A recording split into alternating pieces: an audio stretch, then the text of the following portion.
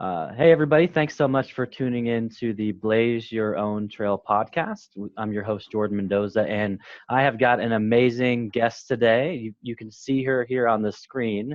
Her name is Heather Monahan, and I really want to let her give you some context into who she is, where she started, and then we'll get into this interview. So my background in corporate America was in sales and sales leadership. And then I was fired 2 years ago. I wrote and self-published my first book, Confidence Creator, which trumped for #1 on the business biography list on Amazon. Then I became a public speaker when I was out promoting my book. And then I signed a deal with Podcast One and launched my podcast, Creating Confidence. And then I just delivered my first TEDx talk, which was the Me Too movement misstep or mistake, which just launched the last couple of days. Wow, and you think about this, for everyone that's listening, I want you to remember what she just said. This was 2 years removed from being fired from a corporate job and I know a little bit about the background. Like you were moving. You're right. Like you were moving up this ladder and like everything was working out the way that it was supposed to work out until it didn't. Yeah, I was at the highest level. I was in the C-suite. I was a chief revenue officer responsible for hundreds of millions of dollars. I had just won one of the most influential women in radio. I was definitely at the top of my game in the media industry for sure. Yes, and then something happened. And for those of you that haven't seen Heather's TED Talk, I highly recommend it. I had to actually watch it twice. I was so inspired by the first time. And some of my biggest takeaways I want to share with the audience, and for those of you that haven't seen it yet. So in your TED Talk, you gave your 5-step plan for advertising. And just to give the audience what that 5 steps are, the first one was identify the right platform to run your campaign on. Mm-hmm. Okay. The second one was choose strong and powerful messaging and do it frequently. Do it with frequency. And you said that frequency is what sells. Okay? Yes, in any environment. In any environment. The next one was, identify a music bed or a jingle to elicit emotion or memory.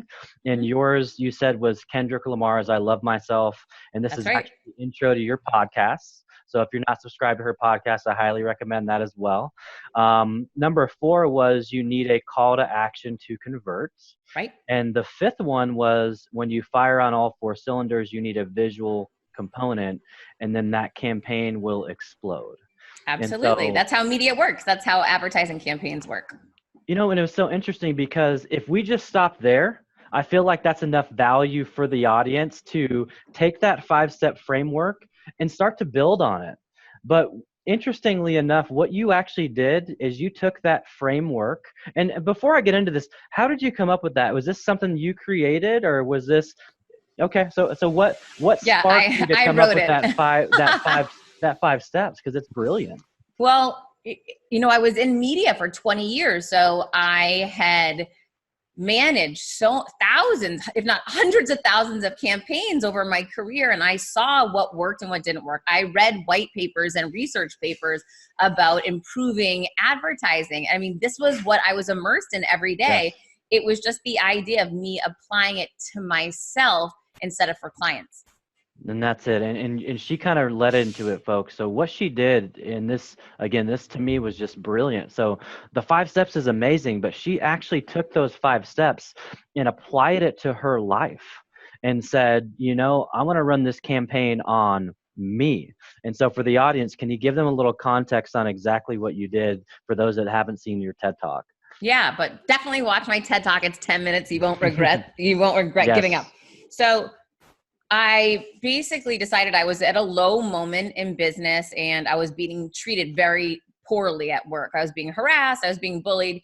And I just decided that, I'd hope that if I kept looking away and not paying attention to it, they would leave me alone and this woman would go away. But it wasn't working.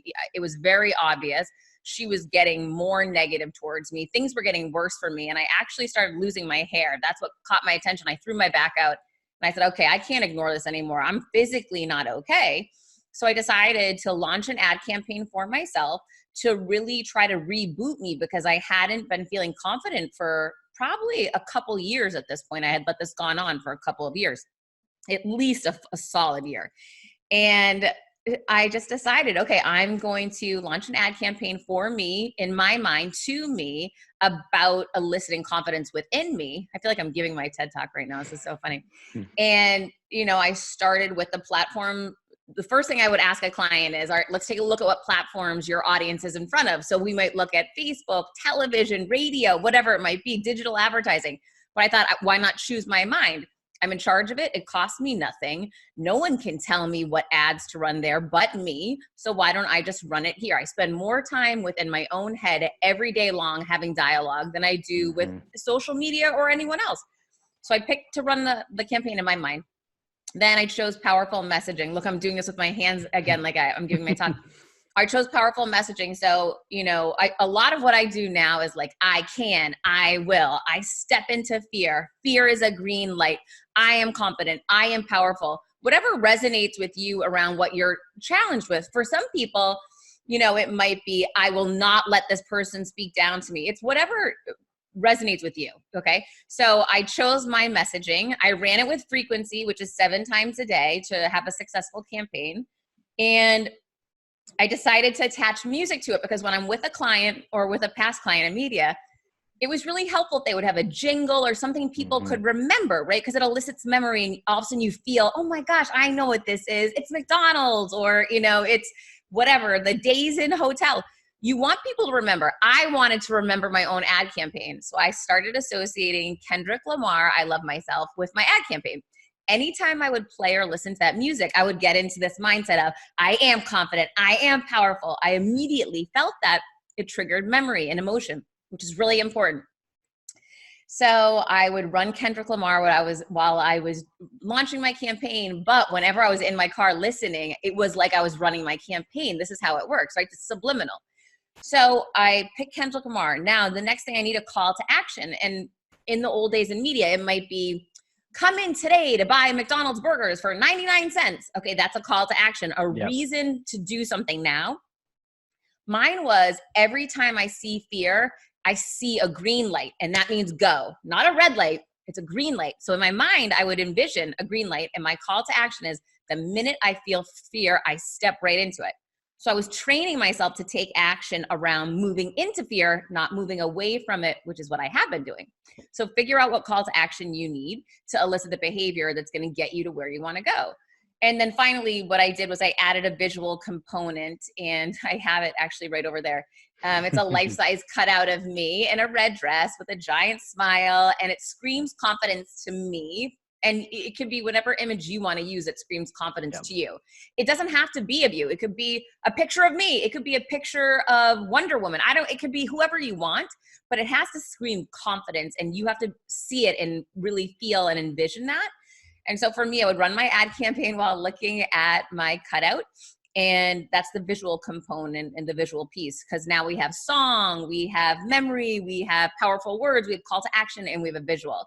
And that 5-step process, if done consecutively and consistently over at least a 30-day period, but 90 days will work better, you will achieve your goal. So for me, my goal is to elicit confidence within me.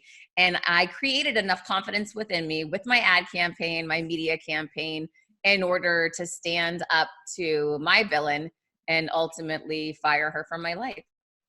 That's such an inspiring and an amazing story, and I think for everybody listening, if you're in a dark place, right? Because I think, especially in our society right now, there's so much negativity out in the general media, and we live in a place where people are afraid to do things because of the judgment of others. And I think that those 5 steps add so much value to people that maybe don't have the self-worth that they used to have. And so I really, really appreciate you sharing that. And again, you gotta see this TED Talk, because it inspired me so much that I had to keep watching it to take the notes to ask these questions, because I really was curious about, how all this came to fruition. And I applaud you for firing your villain, Thank you. and I hope that, as you continue to have the successes and accolades, I'm hoping that she's looking at you like man, I made the worst mistake I could have made in business was letting her go, you know, Well, here's even though here's it the was the thing, and greatest thing for you. a lot of people ask me about that. I don't care about her, right? She didn't like me. She didn't want me there. Yeah, And for a long time, I tried to fight that and, show what a great worker I was. But the bottom line is results speak for themselves. yeah, And the stock was trading over $10 a day. She fired me. I believe now it's at $2. And that doesn't wow, make me happy, right? I don't revel in others' loss. sure, However, it teaches me a great lesson, which is people who are successful in business will succeed wherever they are placed. And when you make good decisions, work hard, and step into your talents, you will succeed. And I really am feeling very successful as an entrepreneur. I didn't know I could do that, but I knew I could run companies in corporate America successfully. And I've done that for a long time. Now I branched out and I took my unique talents and stepped into them in a different lane. And I realized there are no lanes. You can go wherever you want. Just show up as a unique you, put the work in, do the research, ask for help, and you'll be wowed by what you create. that's it. Yeah, and so you took a leap. I remember you saying that you were petrified, right? Like you had just had your son, right? And you were like you didn't know what was going to happen. And so what kind of went through your mind when you decided, and for those of you that haven't seen it, again, watch it, but when you decided not to sign either of those letters that were really made up for you to put you in two different lights that actually weren't you. Yeah, that was really hard. That moment wasn't very hard because I had been creating confidence within myself. I knew what I needed to do. Sure. That moment wasn't hard, but walking out of there and dealing with the reality that I had just been thrust into or that I just thrust myself into, that was hard. Saying, Hmm. "Holy cow, where am I going to get money? How am I going to pay my bills next month?" I had built a very extravagant lifestyle. My son's in private school. I live in a high rise, a luxury high rise on the ocean. I drive a BMW, right? Like all these first world problems, but it was not easy. Sure. Really, that first month specifically was incredibly challenging because I was in this dark space and I didn't know where I was going. Where I used to think corporate America was this well lit space, which was very clear. And Yeah. now what I've learned is every day I'm investing in myself. Every day I am constantly building on and creating momentum and trusting my boss because now my boss is me and getting better and great things are happening. That stuff wasn't happening when I was working with someone that really hated me, was trying to hold me back. So in the end, things are better. However, that transition period was really scary and very challenging. Absolutely. And so, who was the first person that you called when you left? And it might not have been like immediately you called them, but maybe it was a couple hours after you got yourself composed and you realized what you just did. But who do you remember the first person that you called? I And don't, that time was such a hard car ride home. I was crying, like bawling, yeah, not I bet. so I don't even think at first, I probably didn't even call anyone at first because I was crying so hard. I was so scared. And I was just driving on the highway, crying, crying, crying. So I don't know that I called anyone right away, but there's three calls I remember I had within those first couple of hours. I was engaged at the time and I had called my fiance to tell him that I just quit my big job that I'd been at for 14 years and that I was freaking out. I had called my ex-husband to let him know because I was in panic mode. What if I can't pay for my check? I was freaking out. Yeah. And that was the worst. He said to me, if there's one person in the world that I know can reboot from anything, it's you. You'll be fine. And that pissed me off. And then I also called, I had one mentor in that industry. I have other mentors, but in that industry that I have been in media for a really long time. And I called him crying too and just saying, I can't believe this just happened. And can you believe this? Just looking for some empathy really and some support. Okay. And so I know from, from your TED talk, there was an officer, right? And you had mentioned that you, in your 20s, you used to go jogging on your own, and you ran into an officer one day, and he said, "Hey, just so you know, like when you're jogging on your own, there could be a dog that starts to chase you." And the quote that he said is, you can't outrun an angry dog, but you can show dominance. Now, Yes. has that really stuck with you all these years? Is that something Yeah, I that's mean, my entire TED Talk is true. Yeah. So that actually was a boyfriend. I dated a police officer in my early 20s, my very early 20s. And he was the one that said to me one day, "Hey, I'm getting worried. You're always out alone, all hours of the day and night. You're always running alone. I'm scared a dog's going to come for you." And I didn't bring that into the TED Talk because I am no longer dating that person. He's married to sure, someone else. So it was really irrelevant. But yeah, he had taught me that the only way to handle an angry dog coming at you is not to run away, but to run at it and show dominance. sure, And that's the analogy or the correlation, which is really that I have been trying to outrun that nasty woman and run away. And it was a realization I had when I was driving over there to meet with her. Why was I running away from her? You can't outrun an angry dog, but you can sure. show your dominance over it. And that was that epiphany moment for me going there, that I didn't know what I was walking into. I didn't know she was going to fire me, but I knew I wasn't running away from her anymore. And that's awesome. It's awesome that you were able to kind of correlate the two and then use that as your power, right? To make that decision that was probably has to be the scariest decision, that you had made up until that point.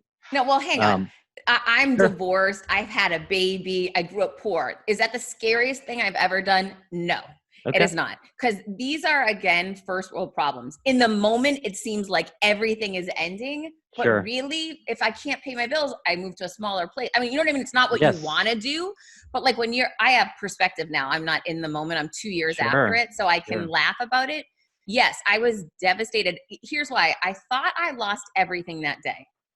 However, what I've learned and what's important for other people to know is the only thing she could take from me was my paycheck. She could not take anything else. She couldn't take my network, couldn't take my expertise, couldn't take my experiences, couldn't take my inner worth, my value, couldn't take my unique talents, couldn't take my reputation. She couldn't take any of those things. So, yes, I lost a paycheck that day, but I didn't lose anything else. That's awesome. And that's great perspective to have, right? Looking back at it and realizing that it was just money, and money can be replaced.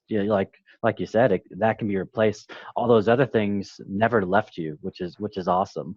And so, what's one piece of advice that you want to give your son? His name's Dylan, right? I believe I saw that on your website.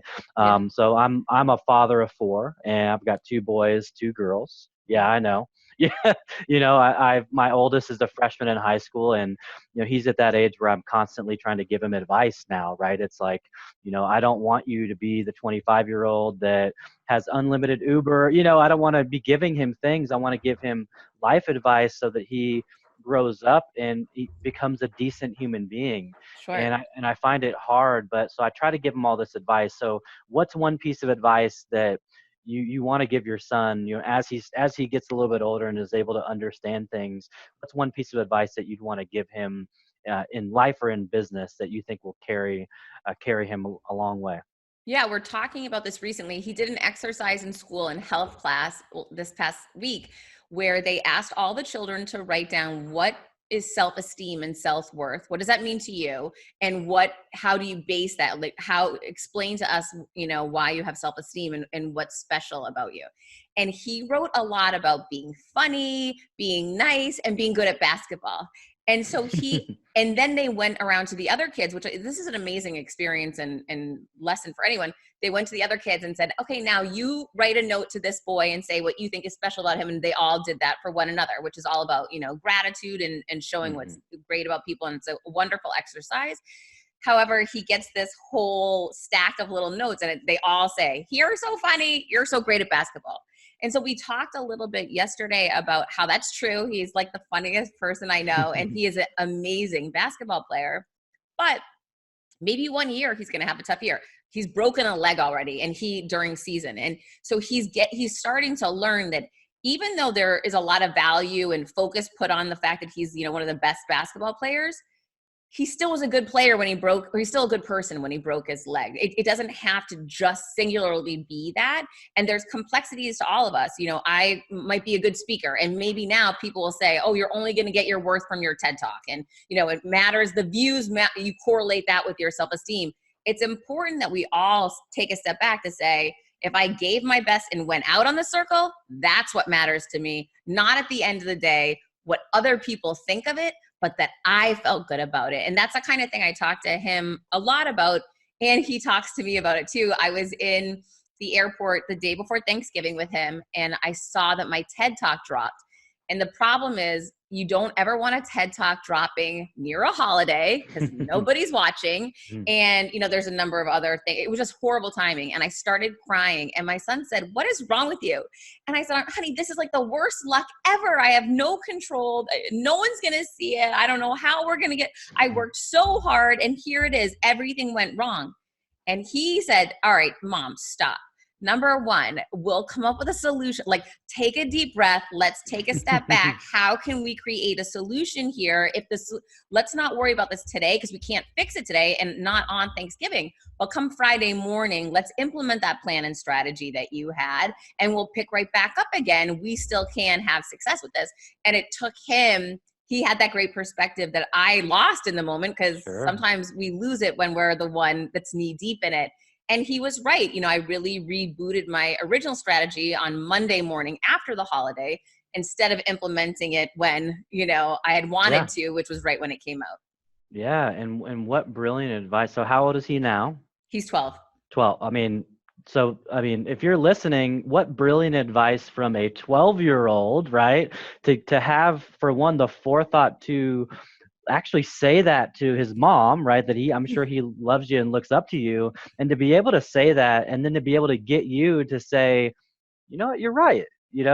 I can't control the uncontrollable. I can't control when these things happen." And it's so interesting because that happens a lot in life. And I think that a lot of us can get stuck in our own head when it comes to things like that. So that's amazing that he was able to, at 12 years old, be able to give you that context and help you reframe your mindset in the moment. Yeah, So I was super appreciative about that. awesome job, Dylan. If you ever see this or listen to this, so is he a big Miami Heat fan? You guys were down in Miami. Does he get to go to games? Who's his favorite player in the NBA? Is he a LeBron he's a fan? Steph Curry. No, Okay. Steph Curry. Yeah, Steph Curry fan. Okay, that's awesome. So how has your life changed from after conquering your villain? Oh, wow. I literally, and I say this in the TED Talk, when you fire your villain, you literally take off. And I didn't know it at the time. It wasn't, the next day I posted online, that post went viral. Sure. Suddenly people started showing up everywhere asking if they could help. Suddenly Froggy from the Elvis Duran show tweeted at me, "I want to help you." And I tweeted back, "Get me on Elvis Duran." And he did. All these amazing things started happening out of nowhere that I couldn't believe, because amazing things like that didn't happen to me back when I was surrounded with a villain. Sure. Okay. So what is the biggest lesson? Okay, as we're approaching, we've only got, we're less than a month left in 2019. So what's the biggest lesson that you've learned in 2019? It's fear is a green light that means go. Always step into your fear. It's your answer. I was so scared going out. The scariest thing I did this year was my TED Talk. I was so scared. There's so many restrictions on a TED Talk. You can't leave the circle. You're supposed to tell a personal story, but don't make it about you. You have to wrap an idea around it. The title is there's so much pressure and restriction. It's not like a normal talk. And I ended up getting so stressed out about it and so afraid.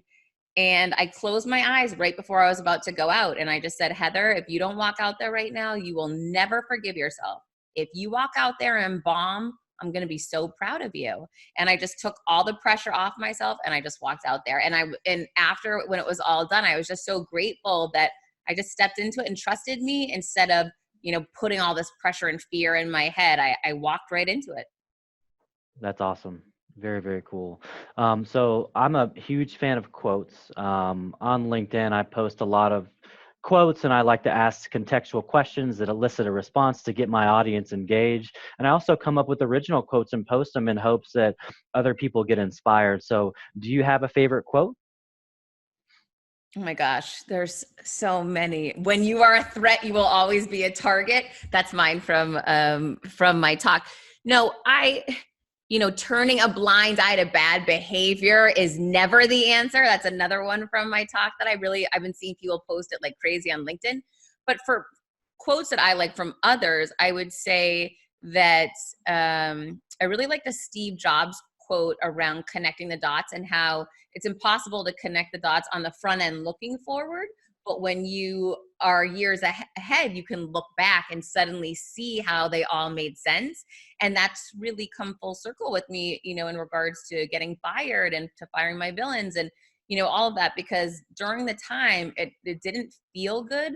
But now that I look back, I've turned that, full circle, and I actually make that my platform that is really the center of my messaging. So it all worked out in the end. So even though you can't see what's happening and what lies ahead for you right now, it's kind of trusting in yourself and in the universe to keep moving forward and believe in yourself, because one day you will look back and you'll say, okay, now I get it. I see how it all worked out. Absolutely. Okay. So what's one hidden talent that you have that most people don't know you actually have? And so this can go back to kindergarten or elementary or middle school. Is there something that most people wouldn't know about Heather? Oh my gosh, there's so many things. So I'm secretly a rapper. Like, I always wanted to be a white rapper. It's ridiculous. And I tried to get Jesse Itzler to rap with me when we were speaking together at a conference in Boston this summer. He wouldn't do it, which was super upsetting. I'm a really good hip hop dancer, thug life till the end.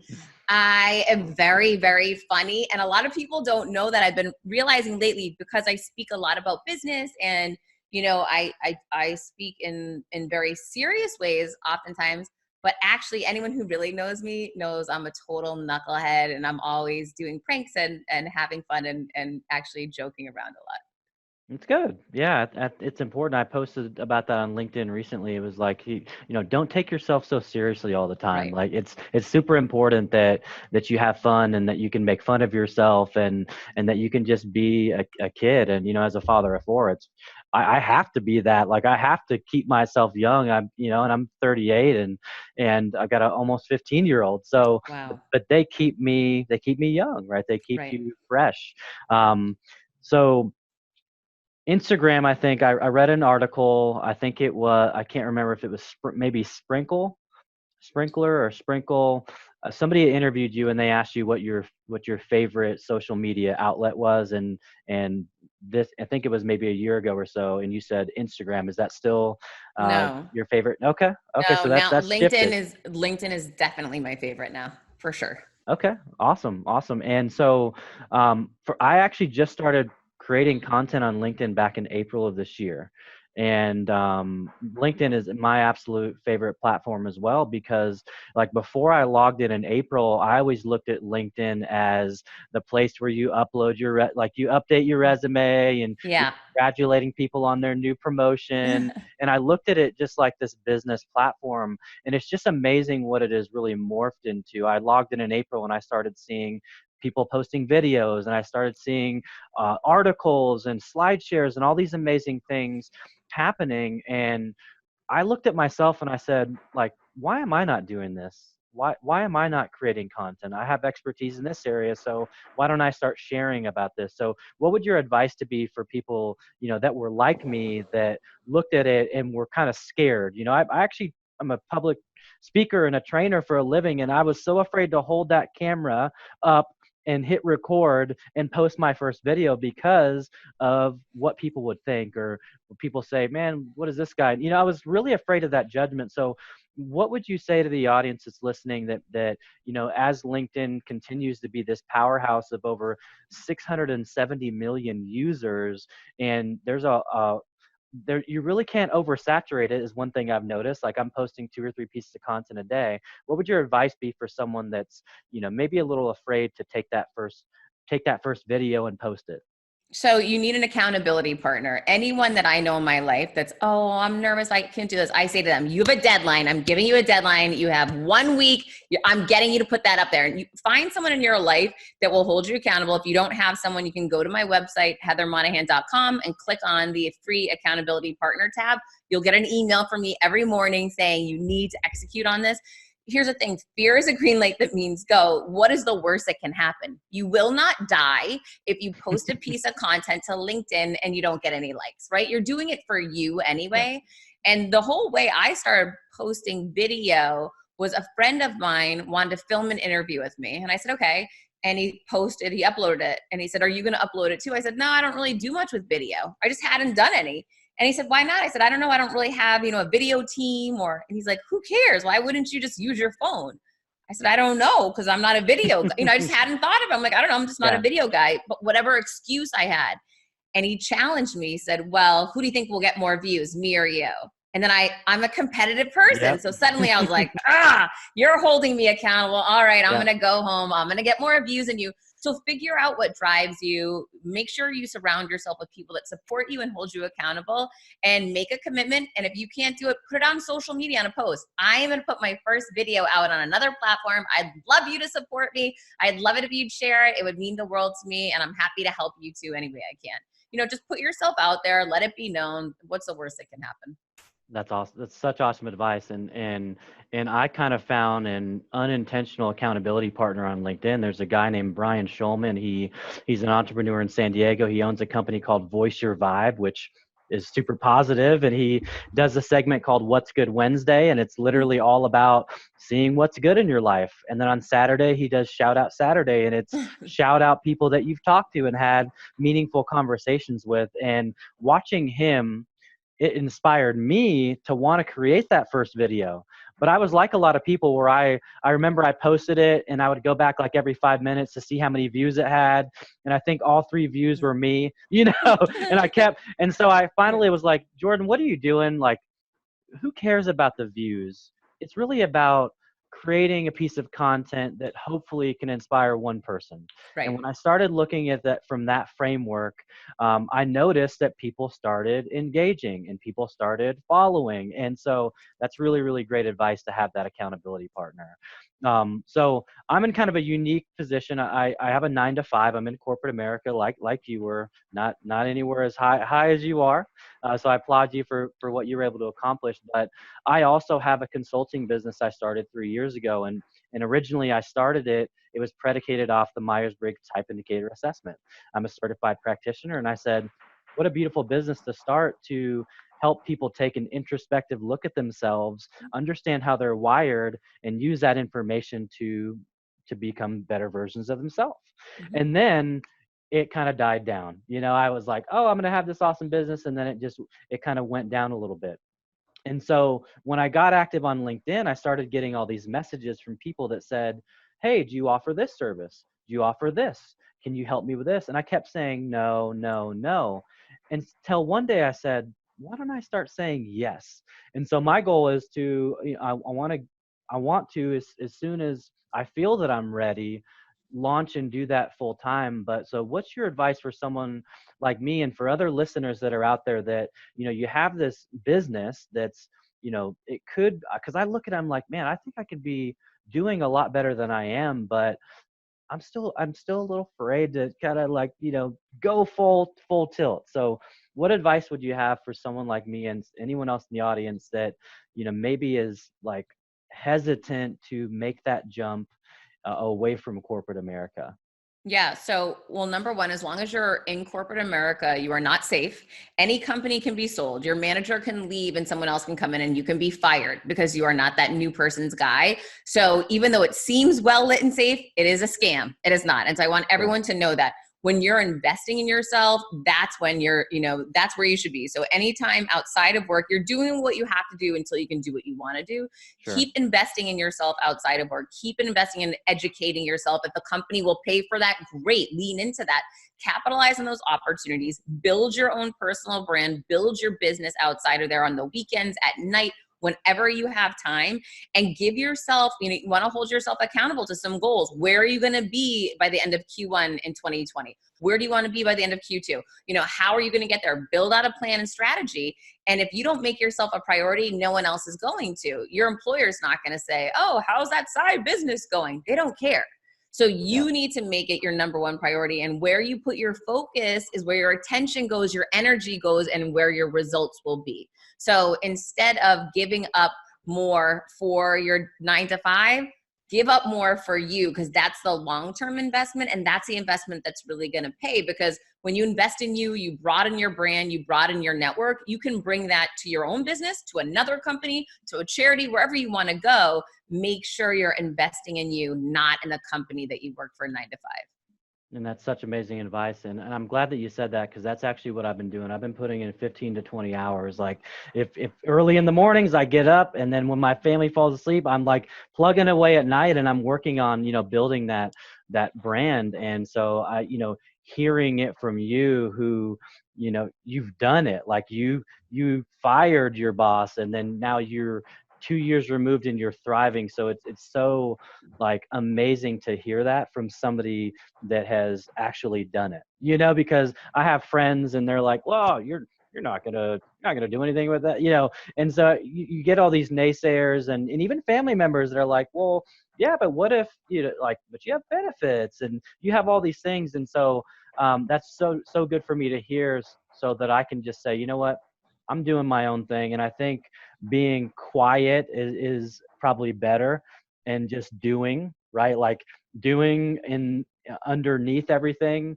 And then just when I launch, then people will actually know what I do. So is that something that you would recommend as well? Yeah, Sarah Blakely says that, the founder of Spanx. She said, I was so quiet, I told no one. I didn't want to hear people's negative ideas. I didn't want to hear that I couldn't do it. I decided I will work on this in silence and keep my idea so close and safe to me until it's big enough that I can explode it to the world. And she said she's so grateful she did it that way.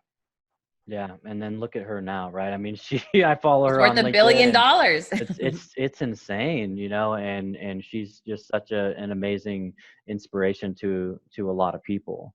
Um, and so really, I want to end our conversation with, what is a piece of advice that you would give someone that, I mean, like today, they're thinking about leaving, but they don't know the right steps to take. I mean, like maybe it's they've listened to your podcast or they see your TED Talk and they get inspired and they realize that they're in that situation. They have that micromanager of a supervisor. What advice would you give as kind of step one? I mean, invest in yourself, invest in your brand, put it out there on social media. I'm so grateful I did those things before I got fired. So I had built up a following and a network, because those are the people that are going to help you to take off. You need to let your inner circle know what you're working on. You need to follow people and connect with people that are where you want to be, not people who are going to want to keep you safe and are afraid for you. You need to have conversations with people that are light years ahead of you. And if you don't know them, follow them on social media. You can consume their YouTube channel, their podcast, read their books, immerse yourself in that way of thinking, and you will learn their steps. You will learn what worked for them. And then you can piece the best out of each person's plan and make it work for you. You can decide to create your own plan through all that information that's available out there. And there's so much information out there. It's about taking action and taking steps now.